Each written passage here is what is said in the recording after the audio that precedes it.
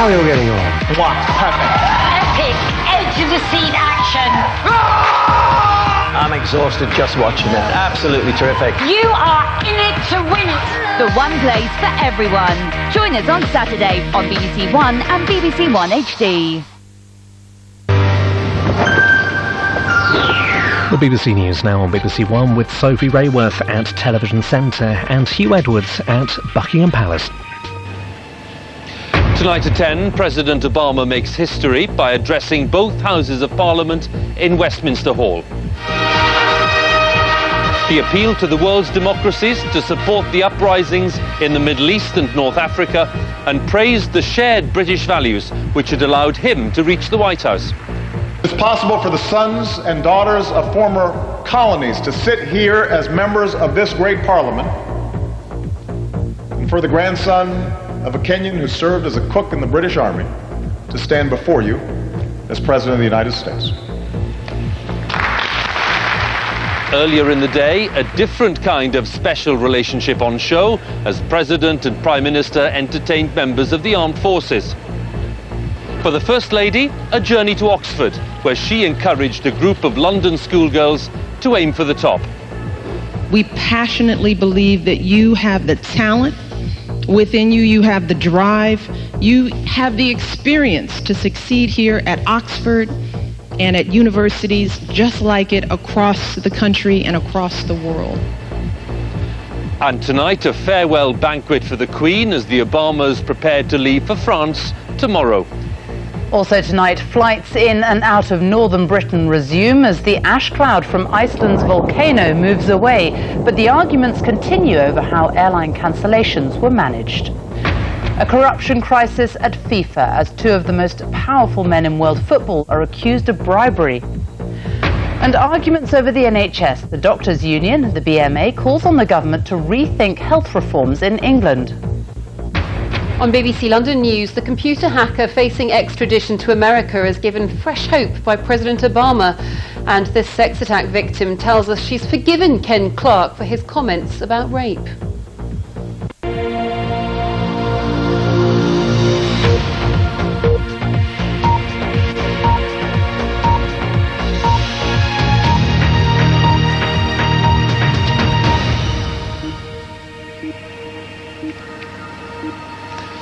A very good evening from Buckingham Palace, where President Obama will be spending the last night of his state visit to Britain after making history today. He became the first US president to address both Houses of Parliament in Westminster Hall, an honour enjoyed by just 4 foreign leaders since the Second World War.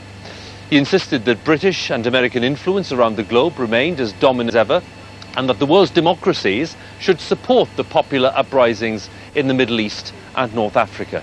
But he did warn that removing Colonel Gaddafi from power in Libya would be, as he put it, a slow process. The address was billed as the high point of this state visit, but as our political editor Nick Robinson explains, there was a rather less formal start to the day. His report does include some flash photography. Yes, that really is the Prime Minister cooking a burger and the President serving one up. This was the day when Barack went out of his way to prove that he gets on with David and that his country has not forgotten how much it needs ours. He was even kind enough to joke about typical London weather. This barbecue for American and British servicemen in the garden of Number 10, a reminder that their relationship, whatever it's called, is forged by war. The day began with the Beast, the President's giant armoured limo, cruising up the little terrace street which is home to the Prime Minister. The two men insist that despite their very different backgrounds, personal and political, they, like their predecessors, do stand shoulder to shoulder. President Obama and Prime Minister Cameron presented themselves as very different from the wartime partnership between Bush and Blair. And yet today they are talking about how not to lose an old war in Afghanistan and a new one in Libya. Today's talks focused on how soon they could safely get troops out of Afghanistan and how they can secure victory in Libya without sending troops in. The President, once careless of British anxieties about whether we still matter, was determined to make amends. Since David took office last spring, I believe we've now met or spoken at least 24 times on a whole host of issues we see eye to eye. The Prime Minister praised his guest's leadership and courage, but on Libya it was he who led and Obama who hesitated. More than 2 months after the airstrikes began, Colonel Gaddafi remains in power. Prime Minister, can you confirm that you plan to escalate the war in Libya by sending ground attack helicopters?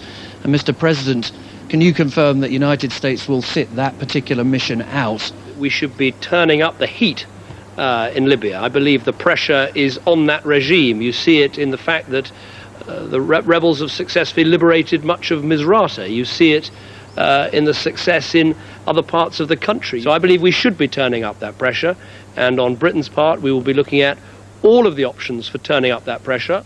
But the President stressed the limits of what could be achieved, given their decision that, unlike in Iraq, they wouldn't invade.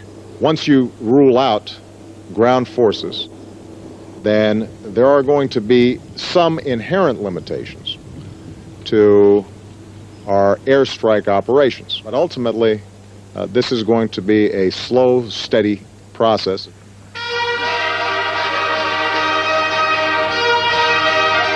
From there, he progressed to Parliament to become the first ever US president to speak in Westminster Hall, where for hundreds of years monarchs have been honoured or tried or laid in state.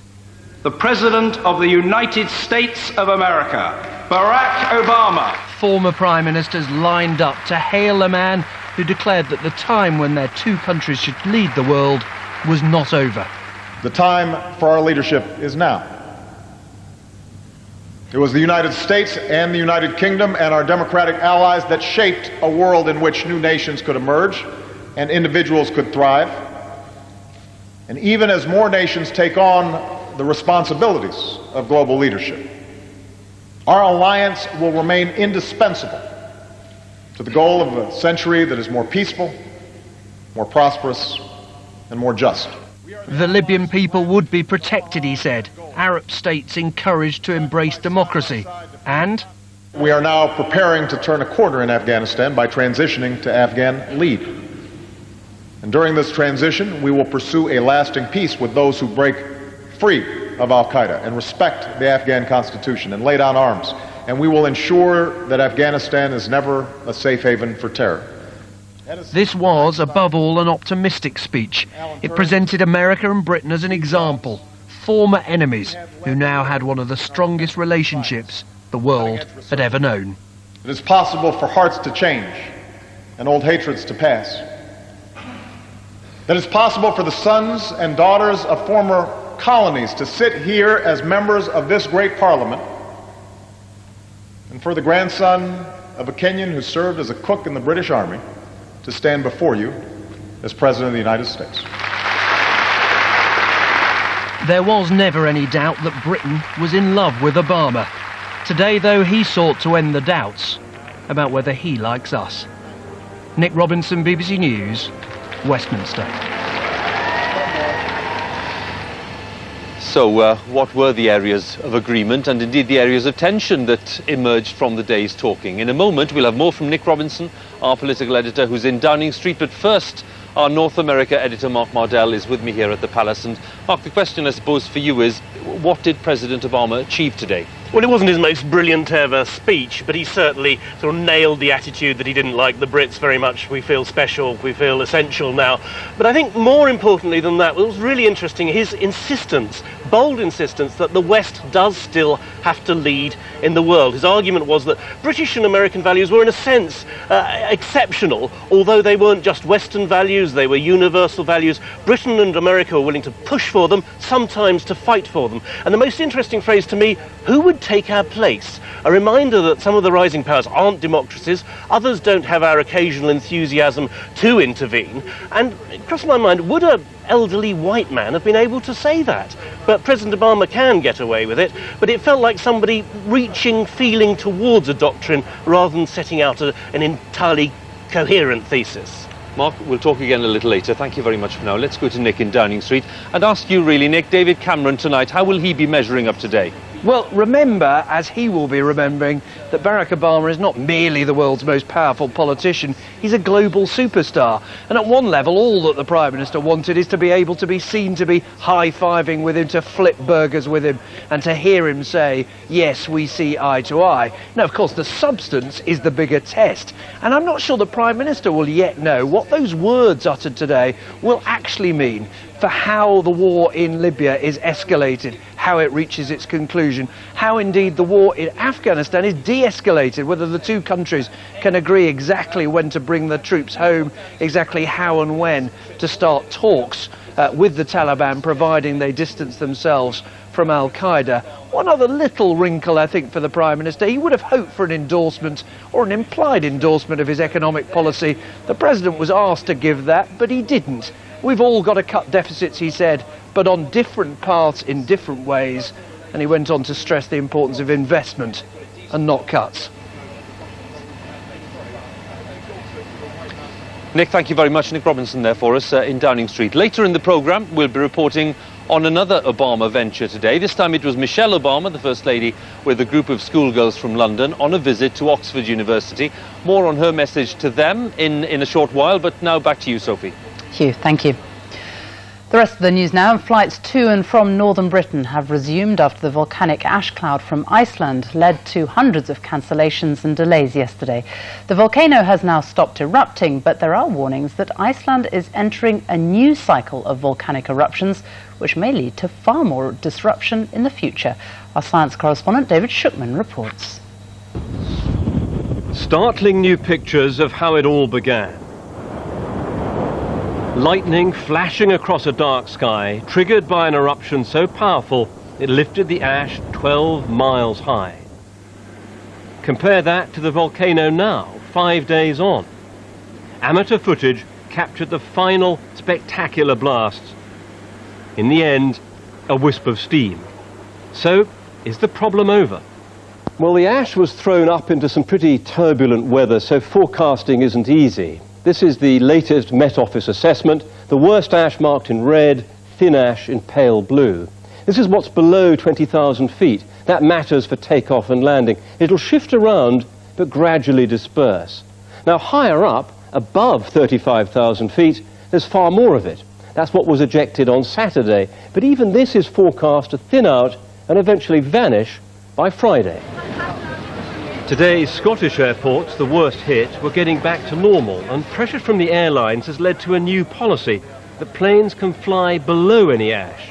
If there is ash at high levels over UK airspace, aircraft will still be able to land and take off, staying at safe levels until they get out from under the ash cloud. But the airlines say the restrictions are still too tight. BA says a test flight through a red zone found no ash. The Met Office says the ash is patchy, but BA wants more freedom to fly. What we're saying is that the levels of ash concentration that we're witnessing, that we're experiencing, does not represent a risk, a safety risk to aircraft.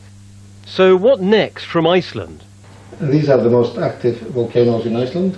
Well, some researchers warn that we've entered a new, more active phase. The probability of having exposures like we've had in the last 2 years, that is to say, ash plumes over Europe, have increased significantly.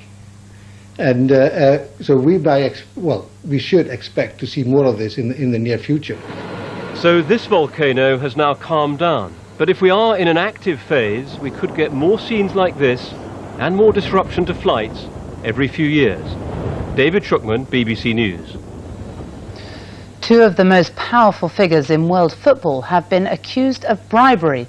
The allegations against FIFA's vice president, Jack Warner, and Mohammed bin Hammam, the man hoping to become the next president of FIFA, are the most serious corruption claims the world football's governing body has ever faced.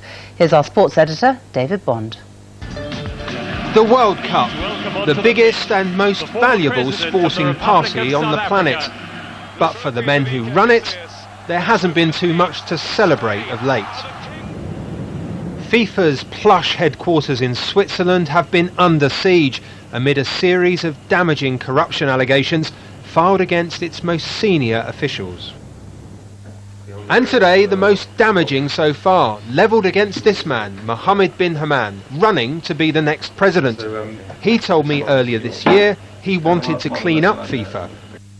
A second member of the executive committee, Vice President Jack Warner, is also implicated in the corruption allegations. According to sources I've spoken to tonight, bin Haman and Warner are accused of trying to bribe Caribbean football officials with bundles of cash in return for supporting bin Haman in next week's FIFA vote. The claims, which are backed up by signed affidavits from witnesses, are the most significant corruption claims to hit FIFA yet, because they come from inside the governing body. And here's the whistleblower, American official Chuck Blazer. His dossier of evidence will now be considered by FIFA's Ethics Committee on Sunday. The crisis puts a big question mark over whether the FIFA presidential election between current President Sepp Blatter and bin Haman on Wednesday will go ahead. Bin Haman has declared the charge is a tactic used by those who have no confidence in their own ability to emerge successfully from the presidential election. It's very difficult to see how allegations or smears as serious as this can be properly investigated and decided upon in a matter of days or hours next Sunday, as appears to be the intention. Short on time or not, many will applaud FIFA for finally taking action. And whatever the outcome of this latest inquiry, the repercussions for world football could be felt for years to come. David Bond, BBC News. The French Finance Minister, Christine Lagarde, has said she will stand to be the next head of the International Monetary Fund. She's been a favourite to replace Dominique Strauss-Kahn following his resignation last week. Christine Lagarde has the support of much of Europe, but some emerging countries are less keen, as our Europe editor, Gavin Hewitt, reports now from Paris. Christine Lagarde is a finance minister, but she gets the attention of a star.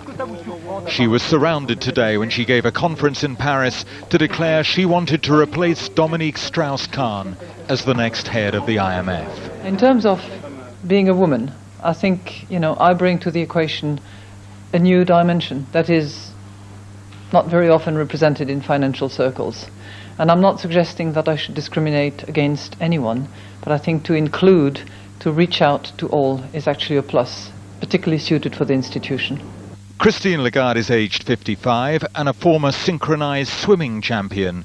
She lived in Chicago for over 20 years, working for an American law firm. Since 2007, she has been French finance minister and has played a prominent role in bailing out troubled countries in the Eurozone. She has the full backing of President Sarkozy and most European leaders, but there's controversy. Powerful emerging countries are questioning why once again the job should go to a European.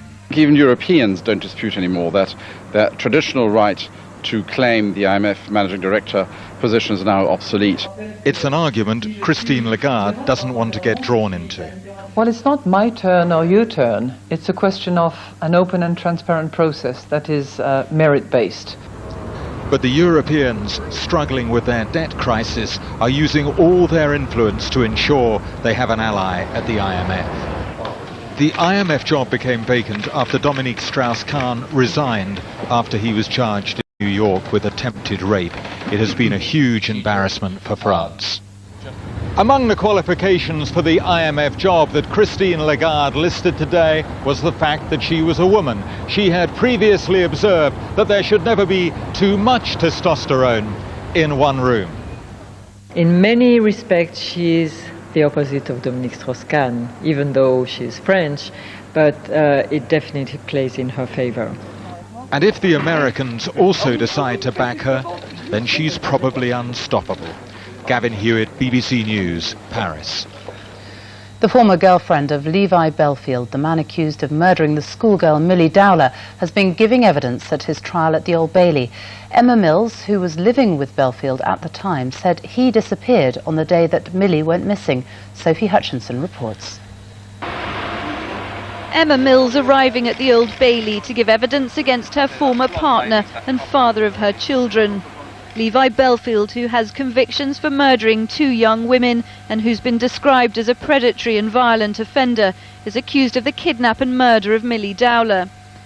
13-year-old Millie disappeared on her way home from school in 2002 in Walton-on-Thames. The prosecution alleged she went missing as she passed near to where Emma Mills and Levi Belfield had a flat. They weren't living there at the time because they were house-sitting for a friend.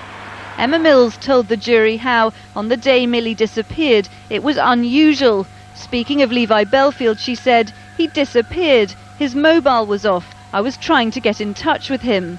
The court heard how Levi Belfield eventually returned to her, but that night at about 3 in the morning, he left their friend's house where they were staying. Emma Mills said when she returned home to their own flat in Walton-on-Thames, the bed sheets were missing. Levi Belfield said the dog had had an accident and had thrown them away. Emma Mills told the court that later that week, "I was asking him again about Thursday when he'd gone off because I thought he was with another woman.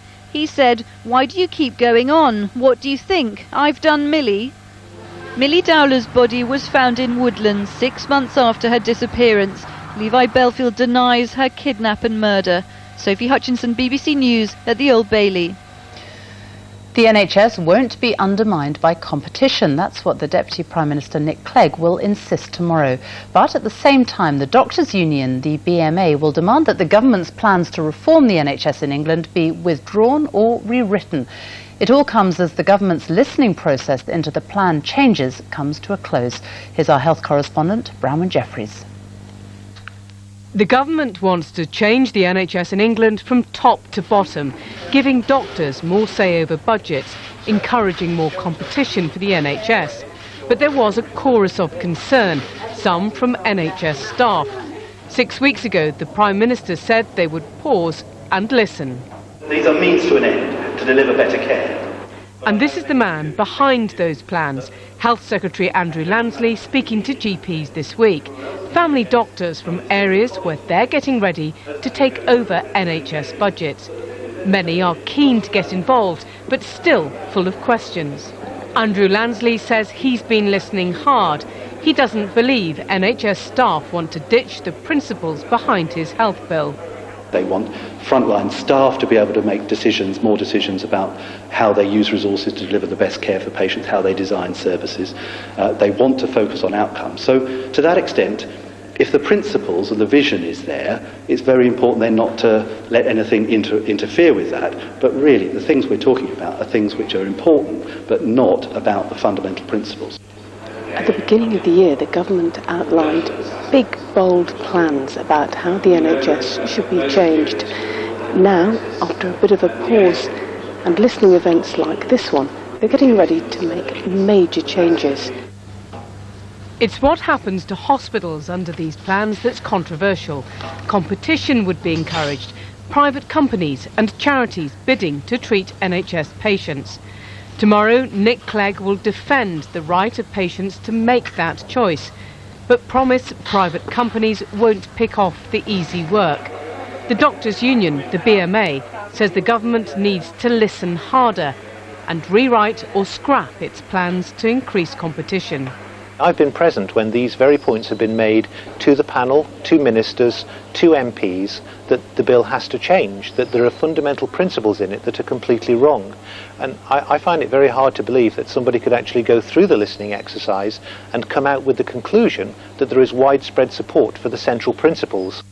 They're paving the way for concessions on their health bill, promising to make significant changes that will win wider support from doctors, nurses and patients. Bronwyn Jeffries, BBC News.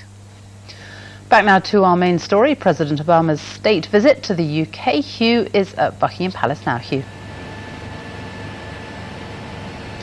Sophie, thanks very much. Well, while President Obama was busy making history in Parliament, the First Lady, Michelle Obama, was renewing her acquaintance with a group of schoolgirls from London. She'd first met them on a visit here 2 years ago. But today, she met them in Oxford, where she encouraged them to aim for a top university, as she had done by winning places at Princeton and at Harvard.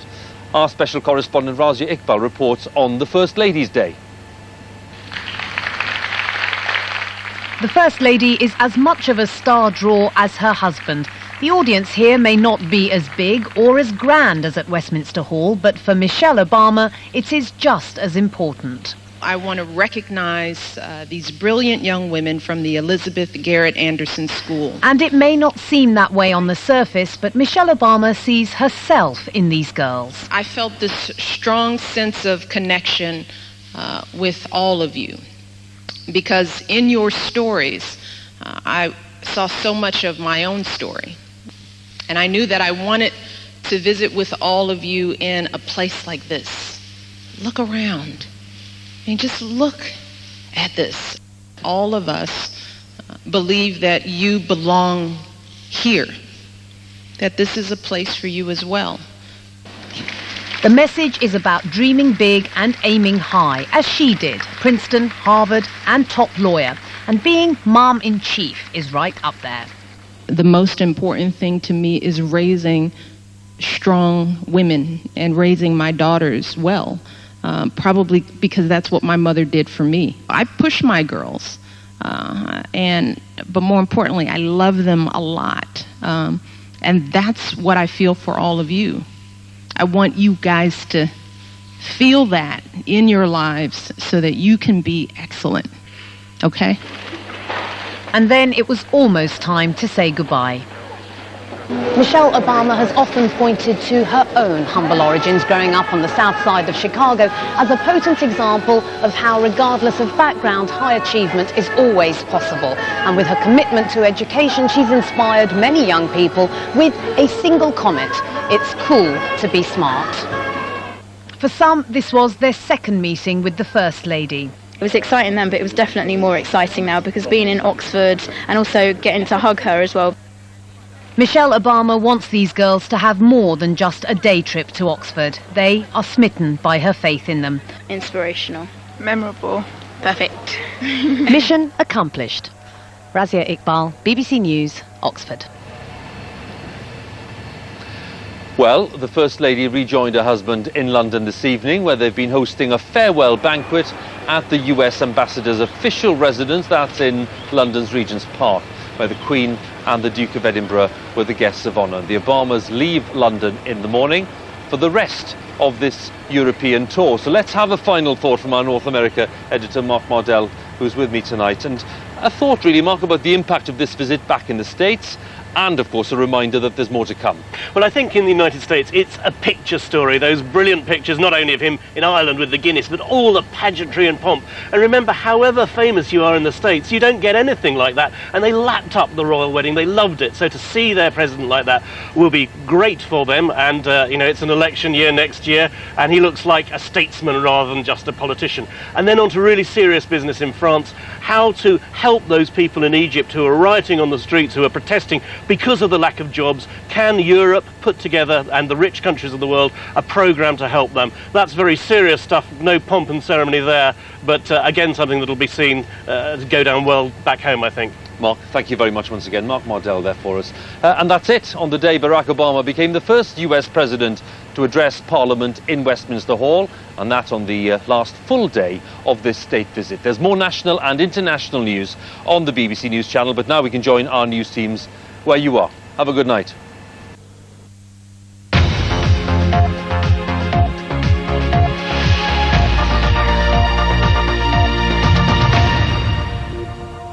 Good evening from BBC London News. I'm Victoria Hollins. There's fresh hope tonight for Gary McKinnon, the North London man who faces extradition to the US, accused of hacking into Pentagon computers.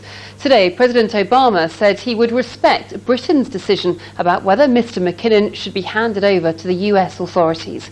The comment is being seen by his family as a softening of America's stance, as Mike Ramsden reports. The case is currently in front of the Home Secretary, who has to consider the reports about Gary's health. The use of Gary McKinnon's first name by the Prime Minister showed this was no ordinary extradition case. And today it seemed there was a softening of the American stance on forcing Mr. McKinnon to stand trial in the US. It is now in the hands of the British legal system.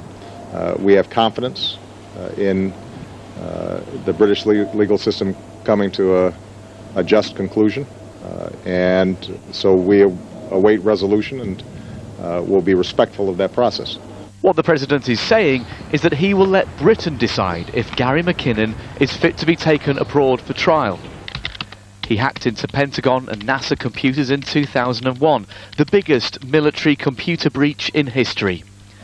Gary McKinnon suffers from Asperger's syndrome, and there have been warnings from medical experts that he could kill himself if he was sent to America. So today's shift in policy is a relief for his family. I think the fact that he said it was a UK decision and America would abide by it is incredible. And the fact that two such powerful men had 4 questions and one of them was all about Gary, it was overwhelming. And that they took time to talk about a vulnerable man in this way was incredible. The President's comments were welcomed by the Prime Minister. I totally understand the anguish of his mother and his family about this issue. We must follow the proper processes and make sure this case is dealt with in the proper way, and I'm sure that that is the case. So now the UK has the final say in whether Gary McKinnon should be extradited. His family are hoping the Home Secretary will decide he's not fit to stand trial abroad and turn down America's requests to send him to the US. Mike Ramsden, BBC London News. The victim of an attempted rape who confronted the Justice Secretary over his sentencing proposals has accepted his apology. On a BBC phone-in last week, Kenneth Clarke had appeared to suggest some rapes were not as serious as others. Guy Smith reports. It was his words rather than his ideas that were thought to be so provocative. Assuming you and I are talking about rape in the ordinary conversational sense, some man has forcefully, with a bit of violence, made you... No, it's not. Ken Clarke, the Justice Secretary, was speaking on a 5 Live radio show last Wednesday. He jumped out from behind the blind corner. Gabrielle Brown suffered a serious sexual assault in south-east London. She claims the criminal justice system subsequently let her down. BBC London has followed her story. Last week, she called the national radio show after Mr. Clarke proposed to halve prison sentences if a sex attacker pleaded guilty at an earlier stage. That cannot be justified. I wouldn't wish what I went through fighting the criminal justice system for 688 days on my worst enemy. Yesterday, Gabrielle met the Justice Secretary. She said it was a positive meeting, and this afternoon explained the context. The media storm occurred as a direct result of the language he used. So now he's apologised, do you forgive him? Yes, I do. But what do you think of his proposed policy? If the thinking behind giving a discount for an early guilty plea saves a victim the trauma of going through the criminal justice process, then he has a point. And would you agree that some rapes are more serious than others? All rapes are serious. Some rapes have more aggravating features than others. Gabrielle Brown says her discussions will continue with the Ministry of Justice about how victims of sexual assaults are treated. Guy Smith, BBC London News. In other news, visitors to next summer's London Olympics will benefit from extra rail services, longer trains and a late-night schedule. Thousands more train and tube services are being planned during the Olympics and Paralympics to get people home from events.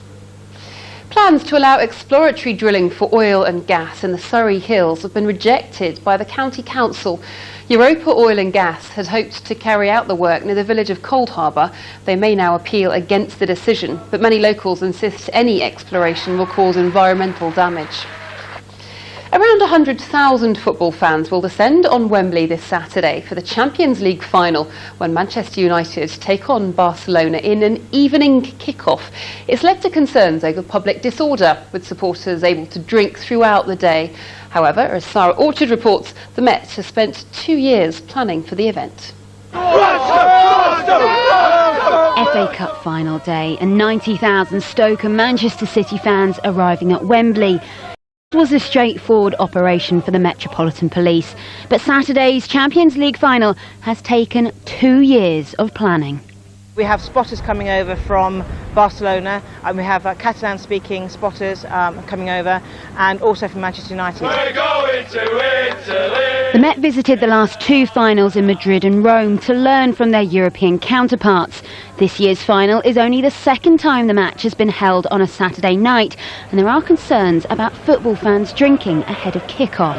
It's a 7:45 kick-off at night, So I ask people to consider how much they have to drink, because if you start drinking at 8 o'clock in the morning, 9 o'clock in the morning, by the time kick-off comes along, then we do sometimes have issues with spontaneous disorder. This is unusual for a British game. We play football on a Saturday, but never on a Saturday night, and the biggest reason for that is we have a real problem with drink. Drink and football don't go. It's a lethal mix. But, you know, the London police are used to that. The operation on Saturday will cover pubs and bars across London. Delegates from Brazil will be shadowing the Met ahead of the 2014 World Cup and 2016 Olympics. The police hope that the match will show they're ready for the 2012 Games. And with over 100 million viewers expected to tune in on Saturday night, the Metropolitan Police know that the pressure is on. Sarah Orchard, BBC London News, Wembley.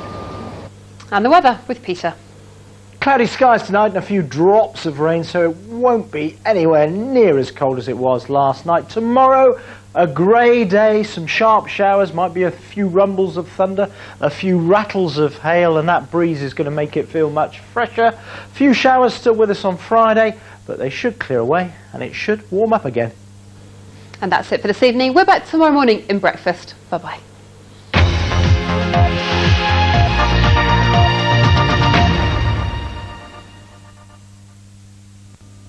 Hello again. The weather looks a bit mixed over the next few days, often dominated by low pressure. We've got one area of low pressure approaching from the northwest at the moment, and that's going to bring a cool feel to tomorrow with more cloud and showers more extensive.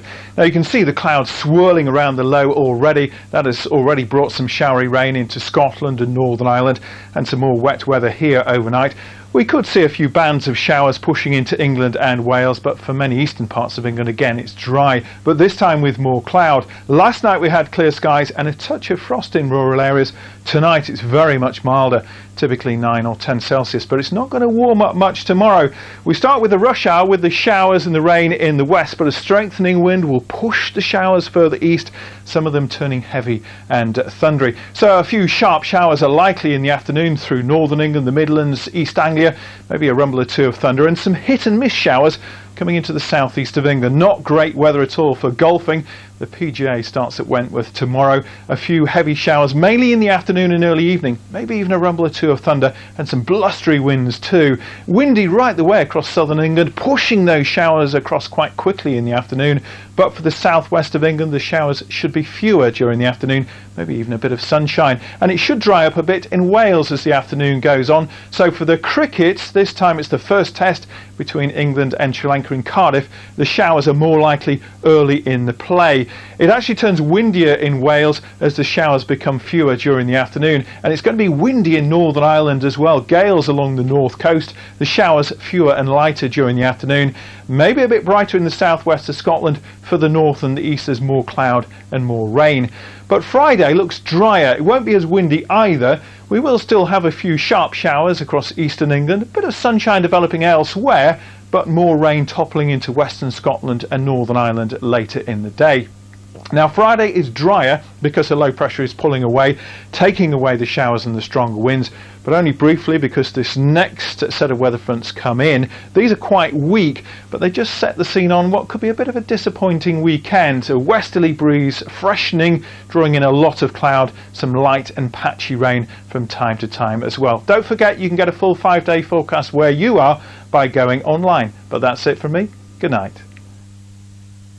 Comedy to come, not going out, follows the midweek national lottery draws. Next on BBC One. This isn't the sound of someone being bullied or someone being threatened. It's the actual sound of someone vulnerable being cared for. Panorama goes undercover to reveal the darker side of life in care. Tuesday at 9 on BBC One and BBC One HD. Clive, you have the subject of BBC Radio 4 Extra starting now. Radio 4 Extra has everything. Giles Challenge. Deviation. Nobody would possibly conceive a radio station that could do that. You take up the subject. Documentary. High drama. Marcus Challenge. I wondered whether that amount of gesticulation counted as deviation from talking. Yes, that's a very good challenge. The thing of Paul's challenge. Hesitation. Yes, of course. 28 seconds. BBC Radio 4 Extra. If you tune into BBC Radio... Marcus Challenge. Deviation. If... Most people are going to tune in. I feel so great.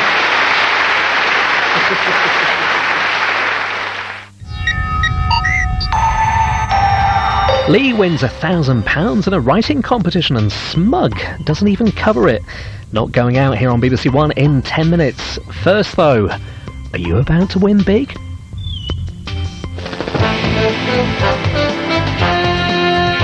21 minutes to 11 on this, the 25th of May, and we're live from Lottery HQ with your Wednesday night host, it's Jenny Falconer. Thank you very much, Alan. Hello and welcome. As well as the Thunderball and Lotto draws, I am going to be joined by Debbie Harry and guitarist Chris Stein from legendary band Blondie, who will be here with an exclusive UK performance of their latest single, Mother. It's very exciting, but before we meet them, let's start the first live draw of the night, Thunderball.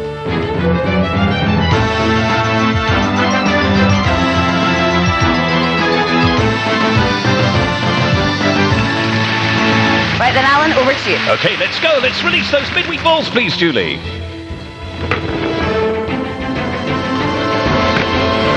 Excalibur and Cinnaballs 3, which was for us earlier today by Ellen Stocken, who's from Lillehammer in Norway.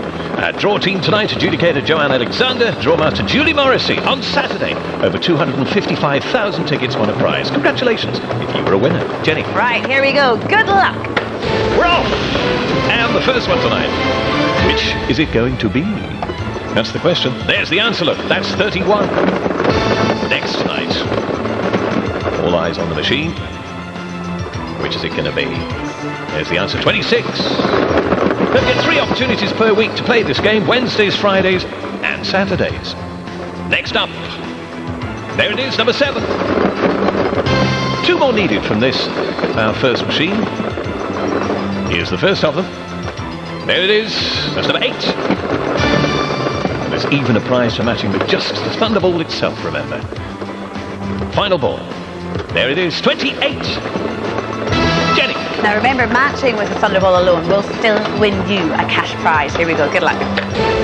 She's right, you know. Here we go then. The number that could make a big difference to what you win.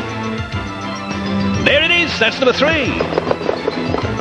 So, here are tonight's Thunderball numbers again, only this time in ascending order. 7, 8, 26, 28, and 31. The Thunderball 3. Okay, now my guest tonight has sold 40 million records worldwide. Please welcome Debbie Harry and Chris Stein from Blondie. Hello there. Hi. It's so good to have you here at Lottery HQ. Thank you very much for coming in. So, you know, you're going to be performing your new single Mother very shortly. But thank you very much. There is a baby in there somewhere. I can't believe that you have been together for 37 years as the original members of Blondie. Yeah, neither can we. I know, and you're now on your 9th album as well. So what's unique about this one? It was recorded on a farm. Oh, well that's unique. That's very unique, isn't it? And obviously after 37 years together, you're still doing your gigs and your touring? Yes. Yeah? Yes, we're looking forward to getting back here in the summer and doing some festivals, and I think it's going to be great. So no plans to kind of give it all up yet? No, we'll keep at it. Yep. I'm pleased to hear that. Thank you. And whilst you're here, we're going to get you to start the Lotto tonight. We're ready. It is that time. Grab your tickets. Here it comes.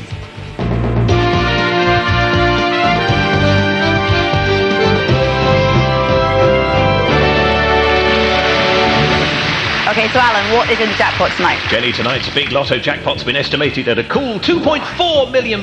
Very nice indeed. Okay, take it away. Okay, let's release those big money balls, please, Jules. Now, thanks to Ellen, we are using Arthur and Cinnaballs number 3. On Saturday, 1-player match with all 6 main numbers drawn, winning themselves the entire jackpot, £4.4 million. Congratulations from all of us here on that wonderful weekend win. Brilliant news. Okay, let's do it, Jenny. All right then, Drawmaster Julie, is Arthur ready? Yes, he certainly is, Jenny. All right then, guys, you know what to do? Ready? Good luck. Excellent. And the first one. There it is, number 48. Well, 3 times on the trot recently, 200th time. How's the Lotto main ball next tonight? Out pops. That one there, number 17, 5th draw this month. With us on Saturday as well, 234th time it's been drawn. And the third one, that's number 46. Joined us a couple of Saturdays ago too. That one, 223rd time we've seen that. And the 4th one tonight, out pops, number 7. Last joined us 3 Wednesdays ago, 186th time as a Lotto main ball. Here's another one for you. This time, It's number 30, also drawn Saturday night. They're all coming back again. This makes its 238th lotto appearance. And the 6th one that could make you very rich is number 8, with us the weekend before last as well. 189th time now as a lotto main ball. We need a bonus, and tonight's is right there, 34. So Millionaires Row midweek looks like this, in ascending order.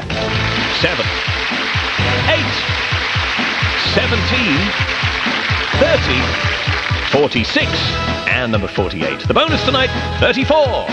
Jenny. Thank you, Alan. That's nearly all from us for tonight. Thank you very much to Blondie for coming in. Good luck with the single and the album. You're going to perform now, so I'll let you head off and get ready. See you again.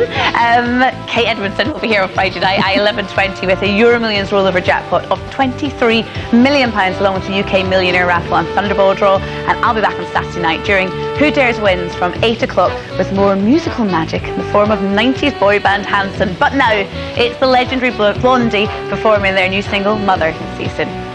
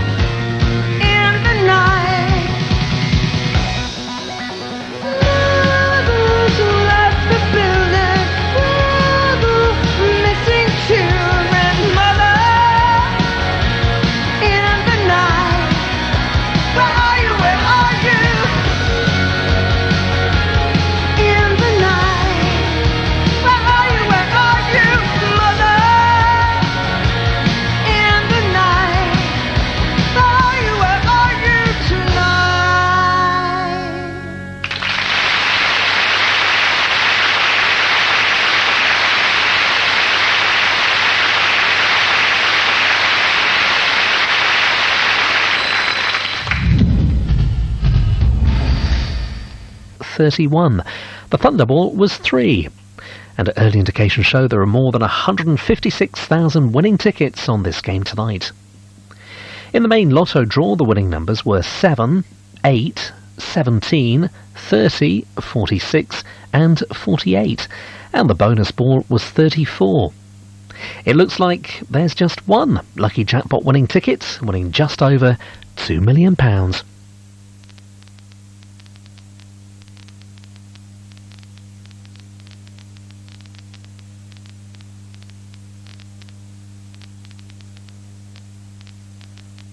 They know how to love you. These guys are maximum security inmates, and for you to go inside the cell, it's not something we advise. How you doing, guys? By some quirk of fate, if I was sent into this cell, you'd see me and presumably you would know that I was not cut out to fight. No, you go out to fight, and the whole cell might beat you. Why? That's the code. Louis Theroux, Miami Mega Jail, continues Sunday at 9 on BBC Two and catch up on BBC iPlayer. Deaf role models for youngsters and 2 deaf actors recording a play for Radio 4. A rich mix on See Here in 5 minutes.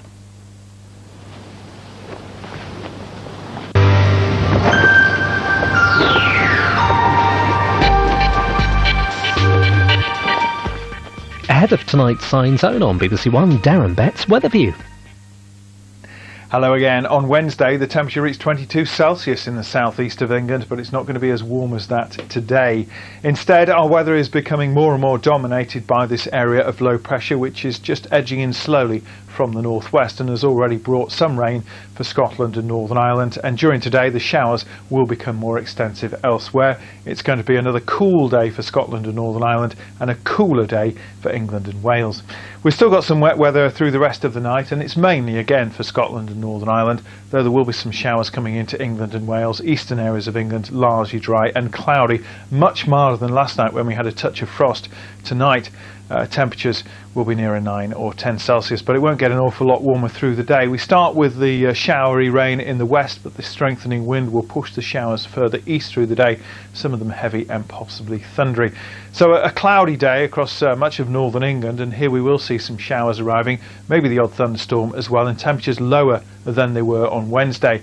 Another cool day for Scotland with that northeasterly breeze. The wetter conditions probably in the northern half of the country. It may brighten up in the southwest, but that will trigger a few sharp showers. The showers in Northern Ireland should become fewer and lighter, but it's going to stay windy with gales along the north coast. And in Wales, the winds will strengthen through the afternoon, and at the same time the showers should become fewer as they get pushed away to the east. And through the afternoon, I don't think there'll be that many showers for the southwest of England, but I think it will still be windy. It'll be windy right the way across southern England, and those winds will push those showers across quite quickly. A bit hit and miss, I suppose, the showers, but I think anything is better than nothing. The showers do tend to ease down during the evening and overnight, and in the early hours of Friday morning most places are dry, but it will be a touch cooler at temperatures about 6 or 7 degrees. It's drying up though for the end of the week, at least on Friday, because the low pressure is pulling away, but there's more weather systems, albeit weak ones, heading into the northwest by the end of Friday. So it won't be as windy on Friday. There's still a cool breeze down the eastern side of the UK and still a few showers. Elsewhere, something a bit brighter for a while before the rain comes into western Scotland and Northern Ireland. And that sets the scene really on what is going to be a bit of a disappointing weekend. A lot of cloud around, quite breezy, westerly breeze, and some patchy light rain from time to time.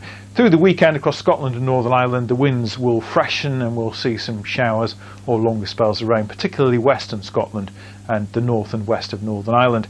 Pushing further south into the Midlands, not a great deal of rain here, but I suspect there will be a lot of cloud and some drizzly rain never too far away. Not that much sunshine, 17 or 18 degrees, and rather cool I think over the weekend further south. Again, a lot of cloud here. Most of the light drizzly rain will be for the southwest of England. Again, it's largely dry but not very sunny or as warm in the southeast. You can get all the details where you are online, and I'll see you tomorrow. Now on BBC One, here's an update from tonight's National Lottery, starting with the winning Thunderball numbers 7, 8, 26, 28 and 31. The Thunderball was 3. And early indications show there are more than 156,000 winning tickets on this game tonight. In the main lotto draw, the winning numbers were 7, 8, 17, 30, 46 and 48. And the bonus ball was 34. It looks like there's just one lucky jackpot winning ticket, winning just over £2 million.